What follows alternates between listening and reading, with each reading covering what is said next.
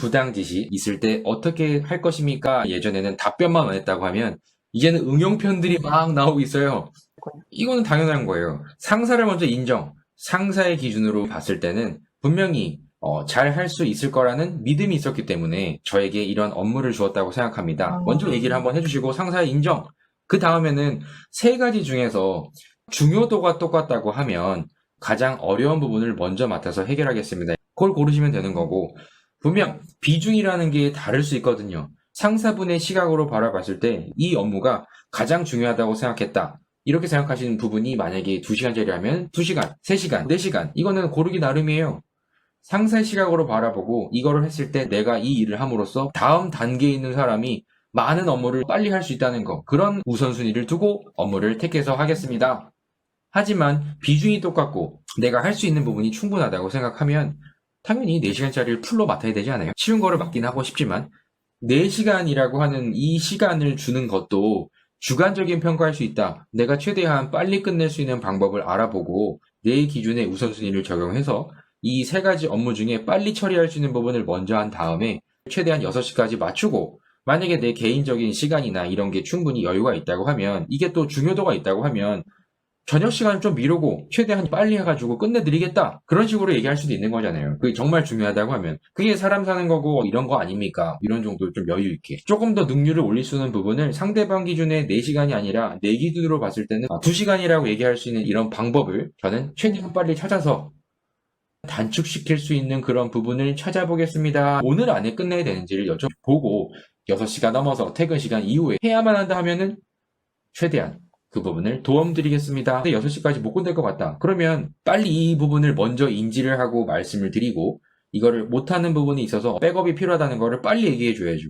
그러면 옆에 있는 동료한테도 같이 좀 해. 뭐 이렇게 할 수 있는 거잖아요.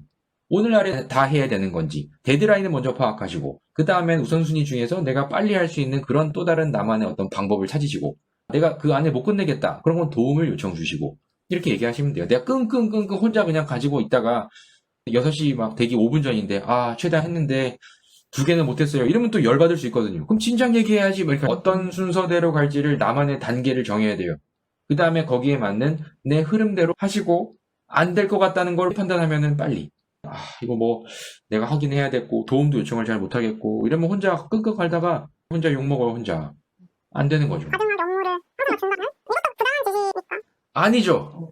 부당하다고 하면 안 되죠. 우리는 면접을 보고 있어요. 당장에 오늘 토요일인데 나와가지고 좀 일 좀 해. 이게 아니잖아요. 이거는 오히려 능숙하게 말씀을 하시는 게 좋죠. 과중한 업무를 준다는 부분은 상사분은 분명히 그만한 나의 능력을 인정했기 때문에라고 생각합니다. 이것부터 출발해야지. 어떤 모든 키워드를 준다 하더라도 다 주관적인 요소가 들어가 있어요. 과중하다는 게 누구의 기준이냐? 나의 기준이냐? 상사의 기준이냐? 만약에 그런 부분들이 상사 기준이 아니고 내 기준이라고 하면은 상사는 분명히 할 수 있다고 줬을 거예요. 그런 것 때문에 상사가 이렇게 일을 나한테 줄 수 있다는 거는 저의 능력을 인정을 해주셨다는 의미로 감사하게 받아들이고 최대한 맞춰드리겠습니다. 방법을 찾겠습니다. 이게 먼저 깔려 있어야 돼요. 일단 과중이라는 것 때문에 짜증나 이게 아니고 면접이잖아요. 일을 준다는 건 행복한 일입니다. 뭐 이렇게 가면 돼요. 나를 오히려 칭찬하면 되죠. 상사도 존중하고 다른 사람에 비해서 조금 더 빠르게 할 수 있다는 판단으로 이거를 줬다고 생각합니다. 이렇게 가도 되고요. 나를 역으로 상사가 줬다는 그 부분을 역으로 돌려서 나를 칭찬하면 돼요. 그 다음에 최대한 하겠습니다 하면 되죠. 그 업무가 정말 내 기준에 과중하다고 생각이 들면은 그 다음에 협의점을 찾으면 돼요. 내가 할 수 있는 건 여기까지인데 상사분이 기준으로 또 이렇게까지만 해도 될지 아니면 이게 정말 언제까지 해야만 하는 일인지 여러 가지를 파악을 해서 상사가 원하는 그 기준에 최대한 맞춰서 나는 하겠습니다가 정답이에요. 근데 대부분의 면접자들은 그렇게 생각을 안 해. 과중한 거 하면 지금조차 벌써 짜증이 나는 거지. 특히 경력자분들은 갑자기 최근에 했던 일들이 막 생각나거든. 근데 좀 생각을 해봐야 돼. 그거는 답하기가 막 힘들어. 지금 일을 준 것처럼.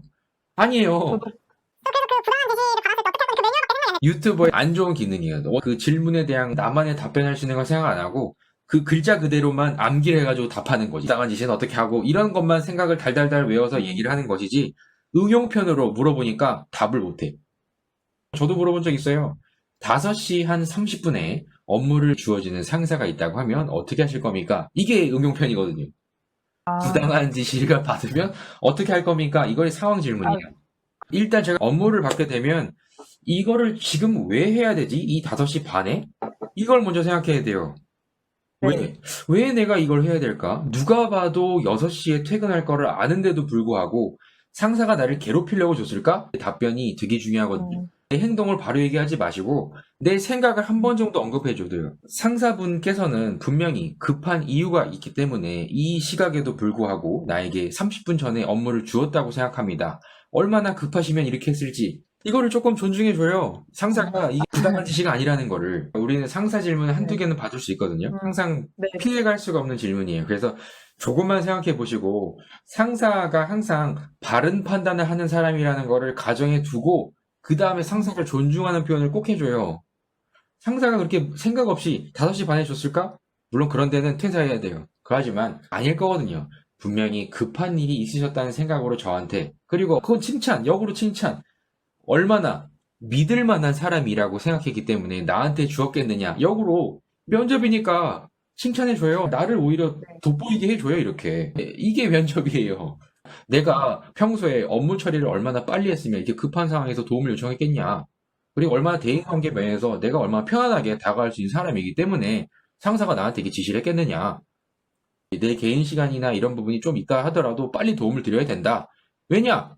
나 또한 근무를 하다 보면 힘든 상황이나 아니면 누군가의 의지를 할 만한 상황, 정말 큰 일이 있을 때는 누군가의 도움을 요청할 일이 분명히 있을 것이다. 이런 상황 속에서 상사분에게 그때 도움을 요청할 수도 있으니까요. 그럼 얼마나 이분이 성숙해 보여요. 얼마나 성숙해 보여요, 이분이. 대인관계 면에서 그렇고 상사도 존중하면서 뭔가 본인의 가치관도 있고.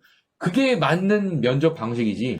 저는 책임감을 중요하게 생각합니다. 이거는 답변 외워서 하는 거잖아요. 근데 이렇게 응용편을 물어본다고 하는 건 그분이 자연스럽게 드러나요. 어떡하지? 아, 짜증나. 이거부터 생각하거든요. 5시 반? 아, 퇴근해야 되는데 이게 뭔 소리야? 이런 생각만 하거든요. 그 부분을 얘기하신다고 하면 상사가 아무리 억울한 지시를 내린다 하더라도 역으로 상사도 칭찬, 나에 대한 능력도 어필. 이렇게 얘기하시면 오히려 좋은 가치관과 직장관이 한 번에 빡 들어서는 거예요. 그래서. 얼마나 좋게 보겠어요. 그러니까 상사 질문은 다 상사를 존중해줘라. 상사는 바른 사고를 한 사람이라고 가정을 해라. 나를 높여라. 그럼 뭐든 다 답변할 수 있어요. 충분히. 상사 질문은 그런 거예요. 나이가 많은 분이기 때문에 존중 좀 해주고 내 어떤 잘하고 있는 부분도 역으로 이렇게 표현하고 저는 어떤 능력이 뛰어납니다. 이런 걸 얘기하는 게 면접이 아니라고. 이런 행동이나 이런 생각을 통해서 저 사람이 나의 생각을 느낄 수 있도록 얘기하는 게 면접이에요. 그게 진정성이고. 이게 차별화예요, 이게. 그런 얘기를 해주시면 좋은 답변이 되실 거예요. 근데 대부분은 그거를 말로 표현하고, 저는 공감 능력이 뛰어납니다. 소통 능력이 뛰어납니다. 책임감이 강합니다. 열정으로 노력합니다. 뭐 이런 거 얘기하거든요. 차별화가 안 돼요. 아시겠죠?